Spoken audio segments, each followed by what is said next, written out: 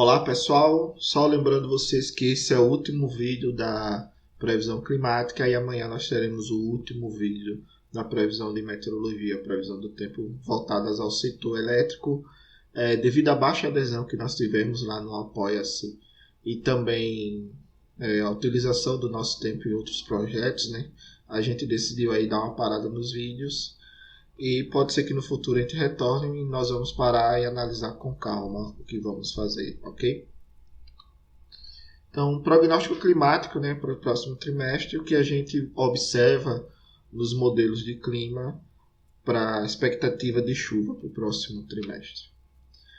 Então, o que a gente vê claramente é que, com relação ao Ninho, os modelos ainda continuam mostrando neutralidade na região 3.4 até junho, julho, agosto do ano que vem.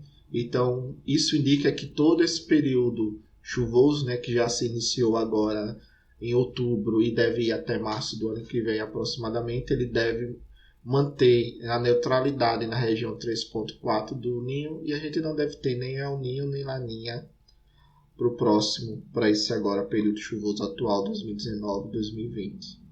E o que a gente observa é que mesmo a gente tendo neutralidade, ele ainda continua com a região 3.4 com leve aquecimento, mostrando aqui a média dos modelos, tanto os modelos dinâmicos como estatísticos, né? Essa média mantendo algo aí entre 0 e 0.5.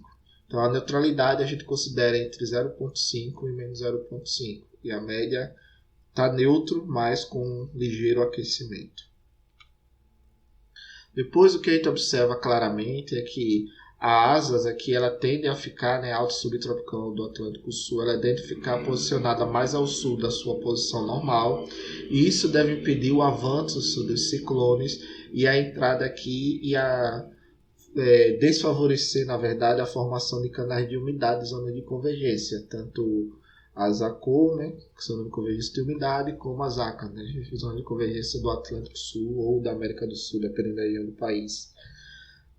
Tem autores que chamam Atlântico Sul e outros da América do Sul.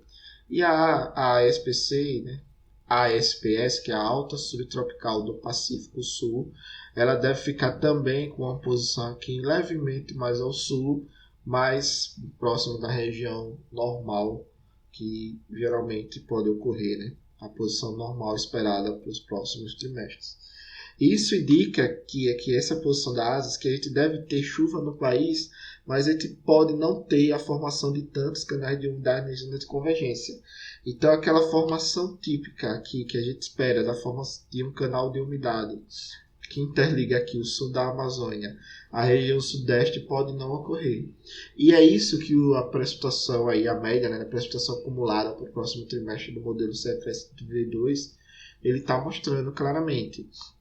Nós devemos ter uma chuva sim, chuva acima do esperado climatológico aí, mas eu colocarei por volta aí da normal climática para cada mês, mas essa chuva deve ficar mais concentrada aqui na região central do país e mais na região sul do país.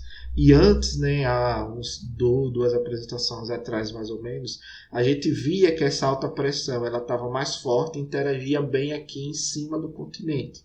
Mas o que a gente nota claramente é que agora ela diminuiu essa intensidade, afastou um pouco mais para próximo da África, na média do próximo tri, ela ainda continua interagindo, mas ela ainda impede muito o avanço da frente, e para a gente ter aí os fatores, né, de formação de canais de umidade dos anos convergências, a gente precisa ter o ciclone avançando, a formação da frente sobre o país, posicionamento da alta da Bolívia, que fica mais ou menos aqui na região da Amazônia, entre a Amazônia e a Bolívia, e um VECAM aqui na região nordeste. A gente vê que isso pode acontecer, mas com menos frequência do que normalmente acontece. Contudo, o que a gente observa hoje, né, nas previsões aí, e tanto nas imagens de satélite, é que existe uma tendência da formação de CCMs.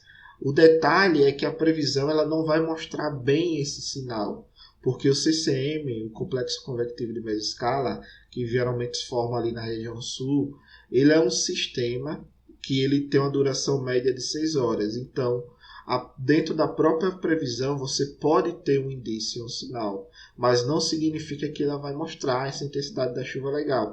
Então, o que a gente sabe hoje é que qualquer modelo que tenta prever o CCM, ele tende a errar a posição de localização desse sistema, como também tende a errar a intensidade dessa chuva. Geralmente ele subestima essa chuva. Foi o que aconteceu nesse último final de semana. A gente teve uma passagem de um CCM na região sul, trouxe muitas chuvas para as bacias do Jacuí, Iguaçu e Uruguai, e a ENA, né, de domingo para segunda praticamente dobrou na região sul e está se mantendo aí da ordem de 7.000. E se isso continuar a acontecer, essa frequência de CCMs e essas formações na região do sul pegarem bem as bacias do Iguaçu, do Jacuí e do Uruguai, a gente pode ter uma elevação muito rápida das ENAs e ao retorno aí do reservatório aumentando bem na região sul durante esse mês de novembro, e isso claramente vai impactar no preço. Por quê? Porque o sul ele vai deixar de ser importador de energia para ser exportador de energia pela quantidade de água, né, de vazão, que ele vai ter muito em suas bacias. E isso significa o quê? Que ou você vai verter ou você vai gerar o máximo possível. E geralmente a política operativa é gerar o máximo possível, porque vertimento de água significa aí perder dinheiro, ok? Jogar dinheiro fora, na verdade. Então, o que nós vimos hoje, né, que a gente tem esse prolongamento da alta subtropical do Atlântico Sul, que pode aí interferir no regime de chuva no país no próximo trimestre, mas a gente vê que hoje, mesmo tendo esse prolongamento, a gente continua aí apresentando uma frequência relativa boa, né, de CCMs na região sul.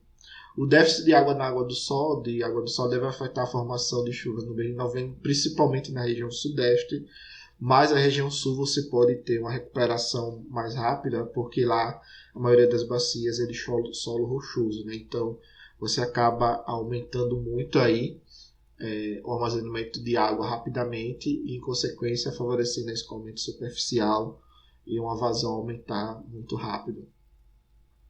Então, se a gente levar esse déficit de água da região sudeste para o mês de dezembro, a gente pode não ter uma recuperação boa das vazões do sudeste em dezembro. Porém, ficar de olho no sul, porque o sul agora está sendo a região mais importante devido à formação desses CCMs, né?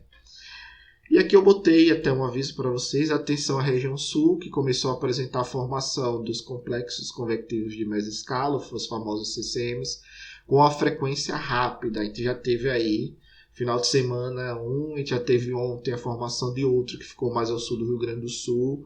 Então acompanhar isso nas imagens de satélite, de hora em hora, a cada 2 horas, a cada 3 horas, para vocês terem uma noção melhor qual o comportamento e da localização desse sistema, porque se esse sistema ele pegar bem a região sul, as vazões recuperam rapidamente, mesmo estando com a condição atual de solo aí diferenciada na região sul do país.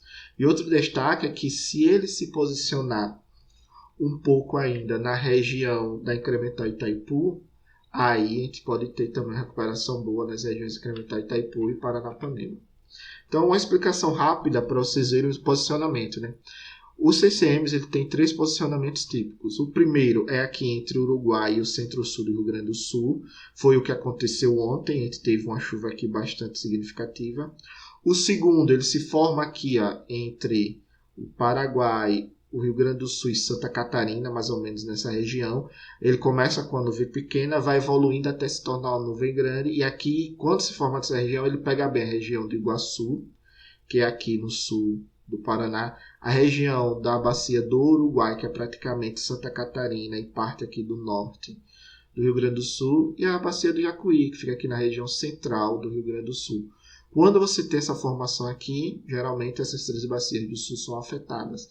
E a outra formação típica dele é aqui, próxima a Itaipu, entre o Mato Grosso do Sul, o Paraguai, região do Paraná e aqui o norte e o sul de São Paulo, na verdade.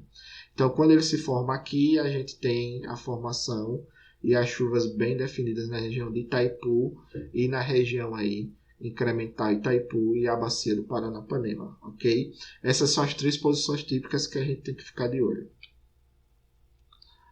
Então, se esses CCMs eles pegarem bem a região das bacias do sul, a gente tem uma recuperação muito rápida das vazões e, consequentemente, uma recuperação muito rápida também dos reservatórios, até porque no sul os reservatórios são pequenos, né, comparado ao sudeste, por exemplo, ou ao nordeste. Obrigado, pessoal, pela participação e até mais.